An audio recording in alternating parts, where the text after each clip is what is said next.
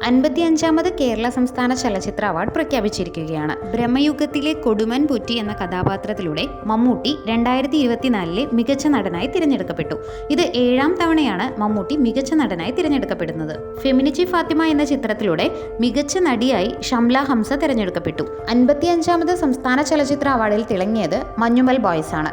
മികച്ച ചിത്രം, മികച്ച സംവിധായകൻ എന്നിങ്ങനെ 10 അവാർഡുകളാണ് ഈ ചിത്രം വാരിക്കൂട്ടിയത്. മഞ്ഞുമൽ ബോയ്സ് ഒരുക്കിയ ചിദംബരമാണ് മികച്ച സംവിധായകനും തിരക്കഥാകൃത്തും. കലാമൂല്യവും ജനപ്രീതിയുമുള്ള മികച്ച മലയാള ചിത്രമായി ഗിരീഷ് ഏടി സംവിധാനം ചെയ്ത പ്രേമലു തിരഞ്ഞെടുക്കപ്പെട്ടു. മികച്ച സ്വഭാവ നടനുള്ള പുരസ്കാരത്തിന് സൗബിൻ ഷാഹിർ, സിദ്ധാർത്ഥ് ഭരതൻ എന്നിവരും സ്വഭാവ നടിക്കുള്ള പുരസ്കാരത്തിന് ലിജോ മോൾ ജോസും അർഹരായി. ടോവിനോ തോമസ്, ആസിഫ് അലി, ജ്യോതിർമയി, ദർശന രാജേന്ദ്രൻ എന്നിവർക്ക് ജൂറിയുടെ പ്രത്യേക പരാമർശം.